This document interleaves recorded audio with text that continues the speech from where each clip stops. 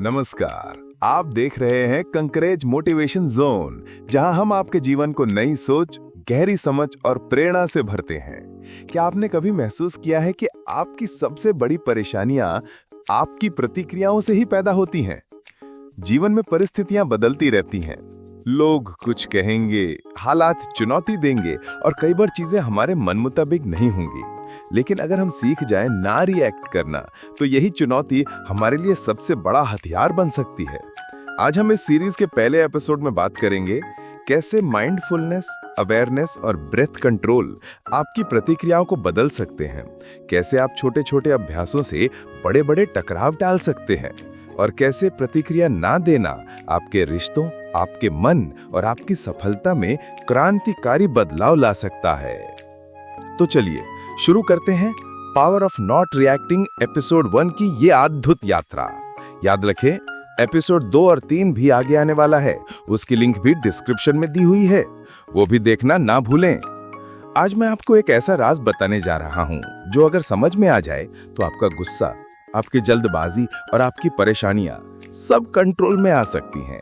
जरा सोचिए, आप घर पर हैं और किसी ने जरा सी बात कह दी और आप तिनक कर बोल पड़े, बस अब हद हो गई।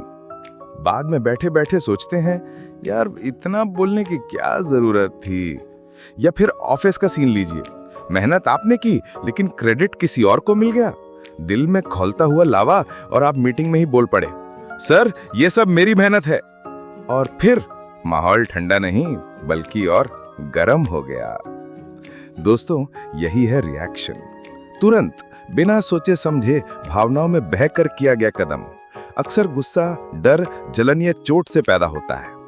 लेकिन अगर वही मीटिंग के बाद आप शांति से अपने बॉस से एक से एक में बात करते और कहते, सर मुझे लगता है इस प्रोजेक्ट में मेरा भी अहम योगदान था, शायद अगली बार मेरा नाम भी जरूर आए, तो माहौल भी अच्छा रहता और शायद अगली बार आपका नाम भी आता। यही है रिस्पॉन्स, सोच समझकर, परिस्थिति को देखकर दिया गया उत्तर। जस्टिस माल्कम का संदेश बिल्कुल साफ है, जिंदगी की घटनाएं आपको उतना नहीं बदलती जितना आपकी प्रतिक्रिया आपको बदल देती है। आपके हाथ में हमेशा ये ताकत है, आप पल भर में रिएक्ट करेंगे या ठहर के रिस्पॉन्ड करेंगे। लोग रिएक्ट क्यों करते हैं? आदत से, बचपन से त्वरित प्रतिक्रिया देने की ट्रेनिंग, भावनात्मक असंतुलन, अंदर क्या चल रहा है इस पर ध्यान ना देना, माइंडफुलनेस की कमी, ठहर कर सोचने की आदत ना होना। रिस्पॉन्स देने की आदत कैसे डालें? पॉज लें, किसी भी प्रतिक्रिया से पहले 5 सेकंड रुकें, गहरी सांसें लें 3 बार, खुद से कहें, मैं प्रतिक्रिया नहीं उत्तर देना चुनता हूं।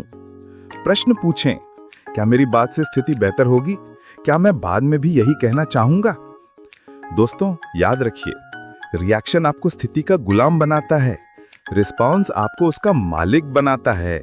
अगली बार कोई आपको उकसाए तो जरा ठहरिए, क्योंकि जिंदगी आपके साथ क्या करती है उससे ज्यादा मायने रखता है आप उसके साथ क्या करते हैं।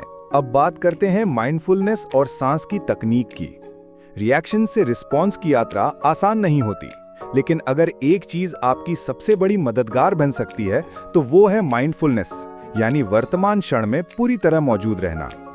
अक्सर होता यह है कि हमारा दिमाग या तो बीते हुए कल में अटका रहता है या आने वाले कल की चिंता में उलझा रहता है। नतीजा, हम अभी जो हो रहा है उसे सच में महसूस ही नहीं कर पाते।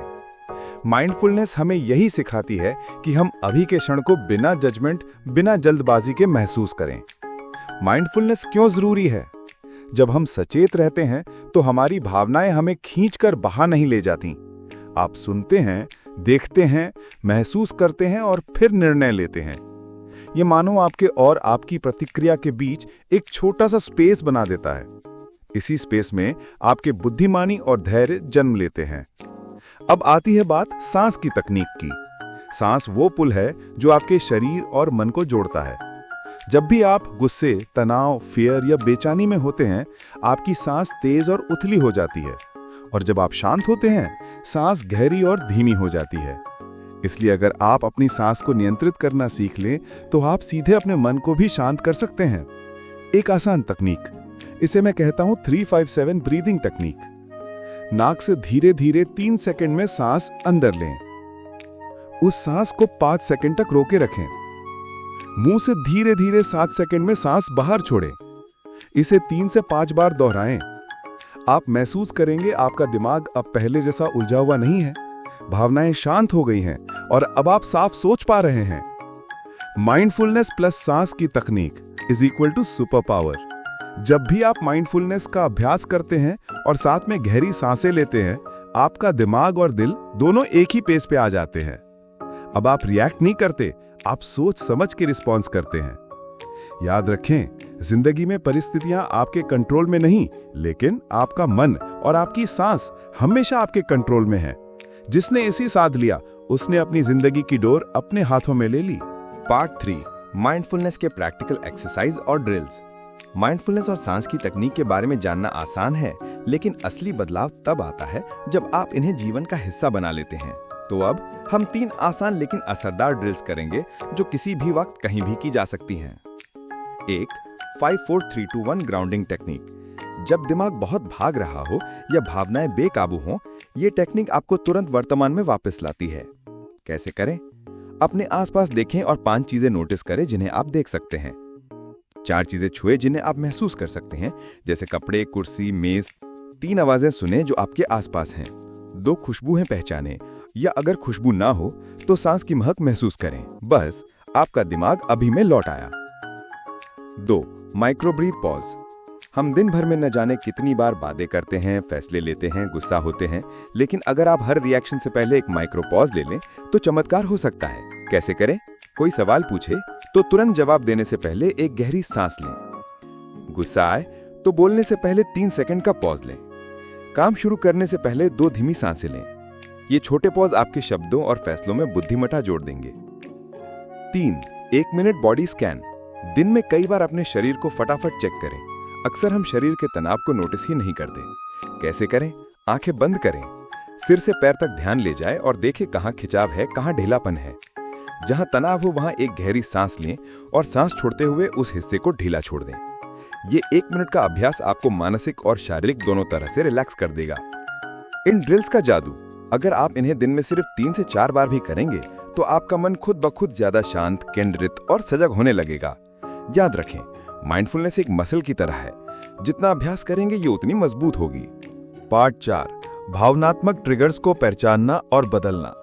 हम सभी के अंदर कुछ ऐसे बटन होते हैं जिन्हें दबाते ही हम गुस्सा, उदासी या डर महसूस करते हैं। इन बटनों को ही इमोशनल ट्रिगर्स कहते हैं। अगर आप इन्हें पहचान ले और सही तरह से मैनेज करें तो आप किसी भी सिचुएशन में अपनी शांति और समझदारी बचा सकते हैं। स्टेप 1, ट्रिगर को पकड़ना। सबसे पहले जरूरी है कि आप नोटिस करें आपके अंदर इमोशन किस वक्त उठ रहा है। कैसे नोटिस करें? दिल की धड़कन तेज हो जाना, मांसपेशियों में खिंचाव आना, गला सूखना, पेट में कसाव महसूस होना। ये सब आपके शरीर के सिग्नल हैं कि कोई ट्रिगर एक्टिव हो चुका है। स्टेप 2, ट्रिगर को नाम देना। जब आप ट्रिगर नोटिस करें तो तुरंत मन में कहें, अभी मैं गुस्सा महसूस कर रहा हूं, या अभी मैं असुरक्षित महसूस कर रही हूं। भावना को नाम देने से उसका असर आधा हो जाता है, क्योंकि दिमाग उसे ऑब्जर्वर मोड में देखना शुरू कर देता है। स्टेप 3, सांस का इंटरप्शन। जैसे ही ट्रिगर पहचाना, 3 गहरी सांसें हैं। ये आपके शरीर के स्ट्रेस रिस्पॉन्स को ब्रेक कर देता है और आपको सोचने का समय देता है। स्टेप 4, नया रिस्पॉन्स चुनना। अब खुद से पूछें, अगर मैं अभी शांति से रिएक्ट करूं तो मैं क्या करूंगा? उस उत्तर के आधार पर जवाब दें, रिएक्शन नहीं। एक छोटा उदाहरण है। ट्रिगर, कोई सहकर्मी आपके काम की आलोचना कर देता है। पुराना पैटर्न, तुरंत बहस शुरू करना। नया पैटर्न, गहरी सांस, सुनना और कहना, मैं समझता हूं, क्या आप सुझाव दे सकते हैं? मिनी प्रैक्टिस, आज से हर दिन कम से कम 1 ट्रिगर नोटिस करें और उस पर ये 4 स्टेप प्रोसेस लगाएं। धीरे धीरे आपके ट्रिगर्स का आप पर कंट्रोल कम हो जाएगा और आप इमोशनल मास्टरी की ओर बढ़ेंगे। पार्ट 5, मन को रीप्रोग्राम करना, विजुअलाइजेशन और सेल्फ टॉक की शक्ति। आपका दिमाग उस तस्वीर पर विश्वास करता है जिसे आप बार बार उसके सामने रखते हैं, और उस बात पर जो आप खुद से बार बार कहते हैं।